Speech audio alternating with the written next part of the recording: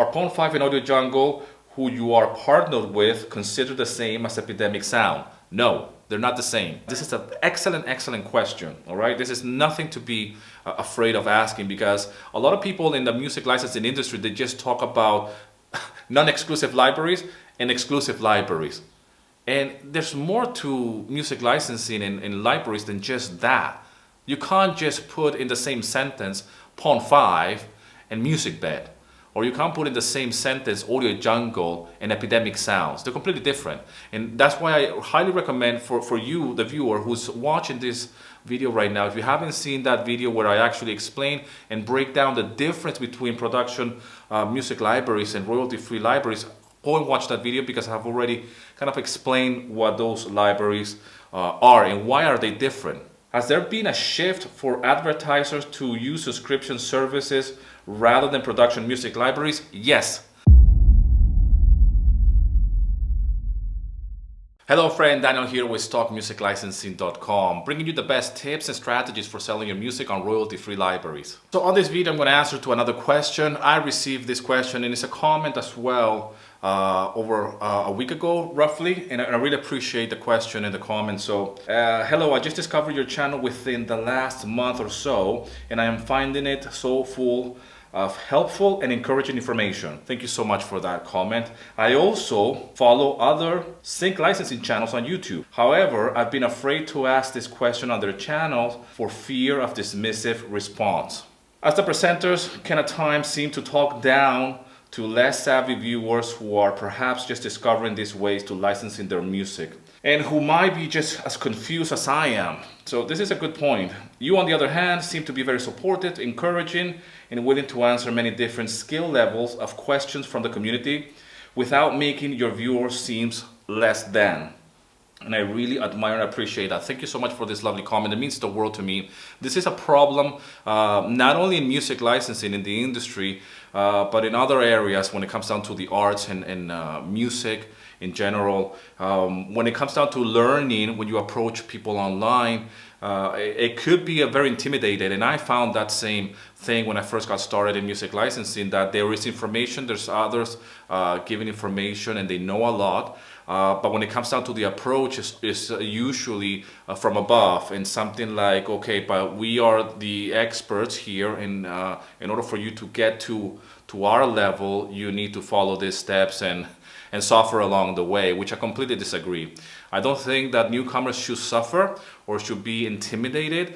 And unfortunately, in the music licensing industry, this is really common. When it comes down to, you know, this is the way things have been done in this industry for so long, and this is the only way that it works. This is the way of the old dinosaurs have been doing it. So you're a newcomer, so you better, like, hey, sit down there a little bit and learn from whatever I have to say here.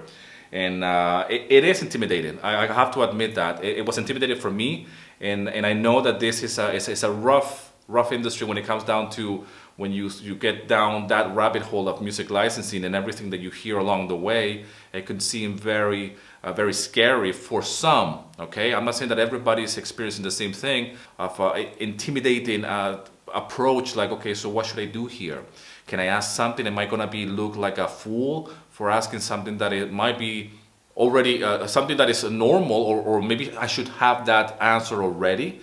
The reality that is, no, you shouldn't know anything really, because if you're starting in a new industry or you want to learn about something, it's very common to ask something that it might be something stupid, if you will, but the reality is that it's not, and you actually have a point. So I want to get to the question here.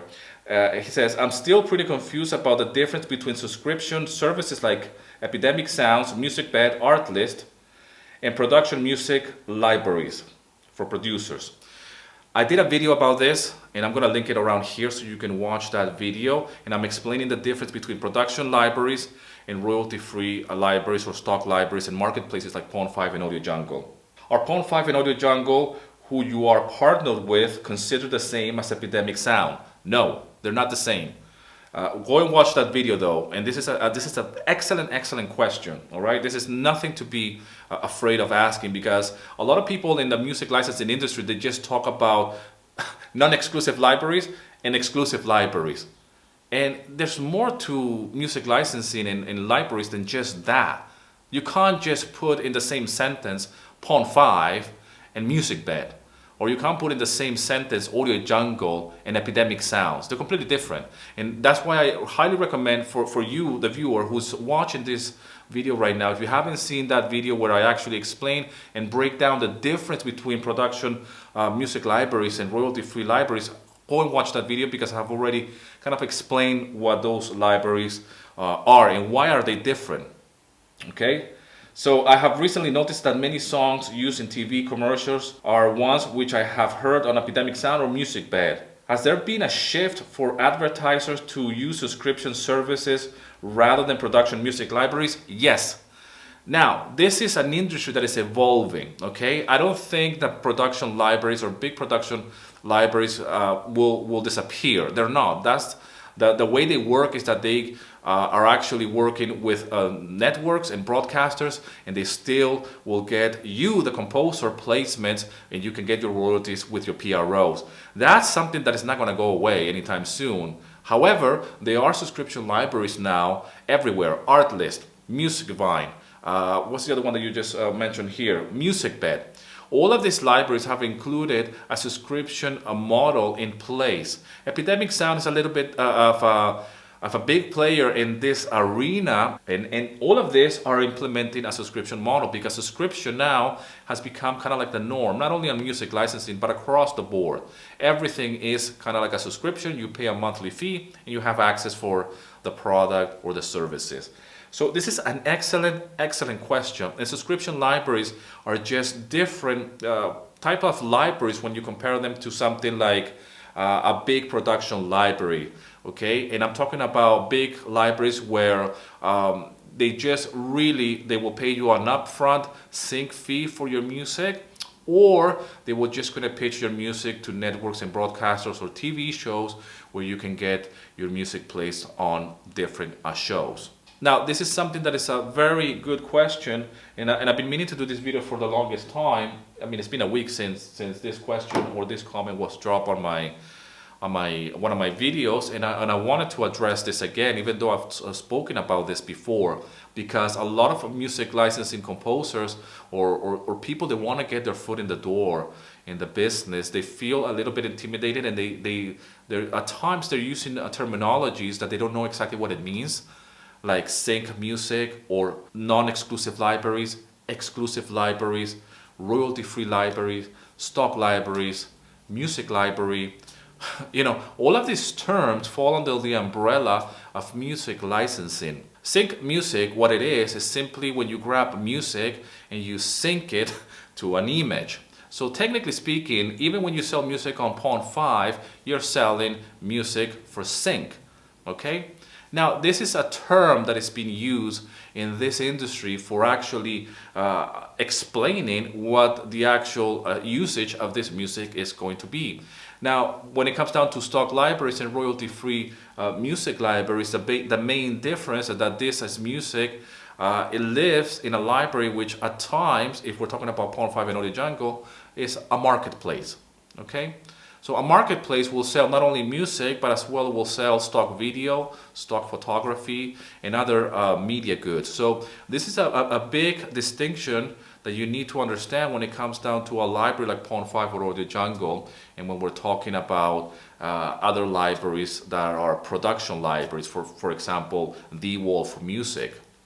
Okay, and like again, I spoke about this on that video that I did explaining the difference between production libraries and stock libraries. But if you want to sell your music on royalty-free libraries like Pond5 and Audio Jungle, you are simply putting your music in a marketplace.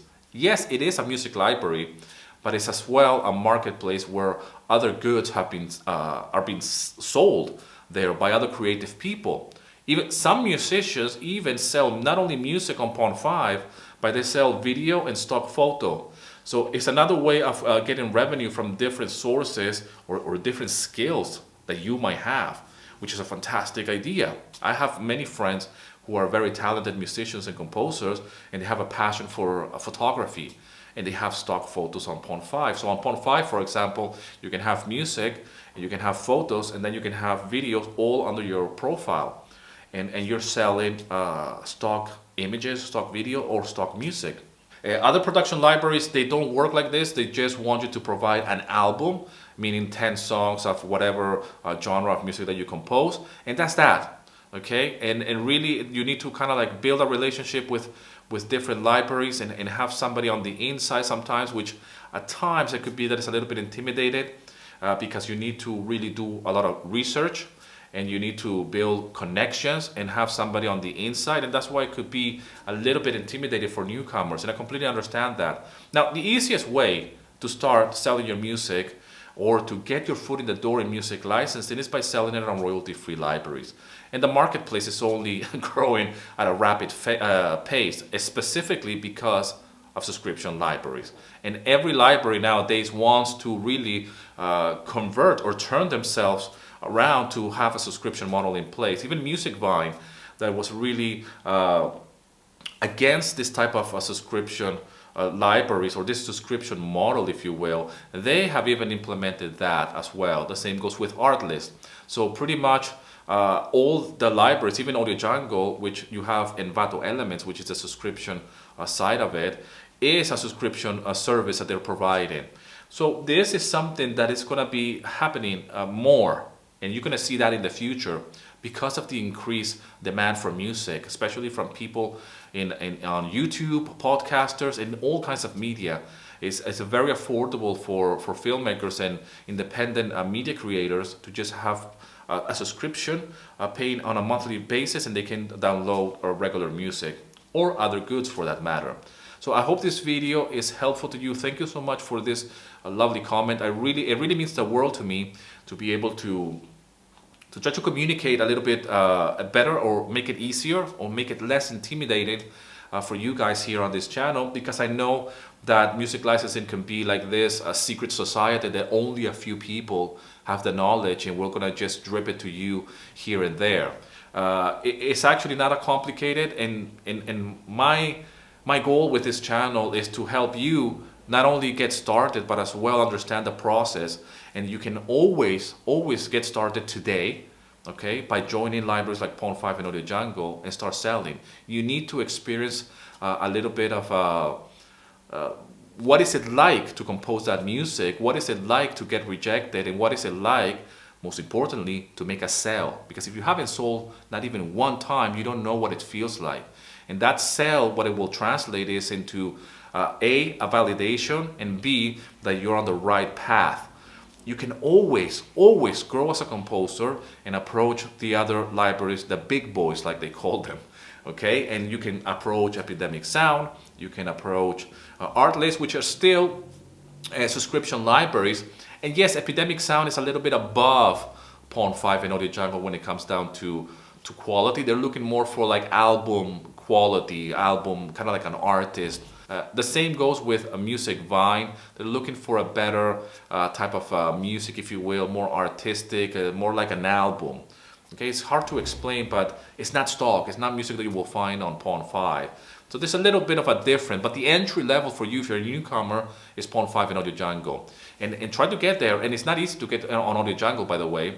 A lot of people struggle with that, to get their music past the review and actually start making sales, but some of my students, they see a lot of success quite fast.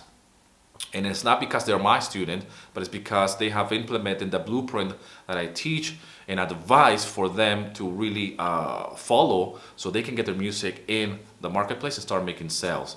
So that's that, really. I really wanted to make this video for the longest time. Go and check out that video that I did a while ago explaining deeper into production libraries and what royalty-free music is. Hopefully this answers to your question here on this video as well.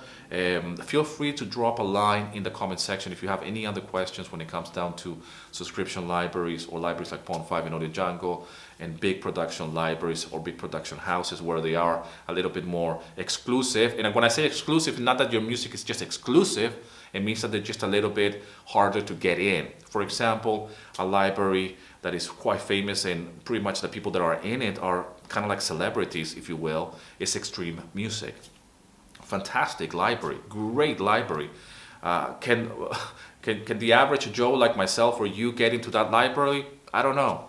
It's a tough market, but that's a different library compared to 0.5. Is we cannot put them in the same sentence. We cannot. And some music libraries, some production libraries as well, they specialize on styles and different genres. They don't do everything. Okay, you might have a music library that just specialize on trailer music, for example. So there's a lot to distinguish when it comes down to a lot of libraries. And that's why I feel that if you're a newcomer, it could be very intimidating for sure. Anyways, this video is longer than I expected. I just wanted to drop this video as fast as possible and be consistent with the messaging that there is a difference. And hopefully this video has helped. Again, thanks a lot for the love and support. Thank you for subscribing to this channel. If you're new to music licensing and you would like to start selling your music on royalty-free libraries, download my free guide, link in the description. And as always, rock and roll, and here's to your success.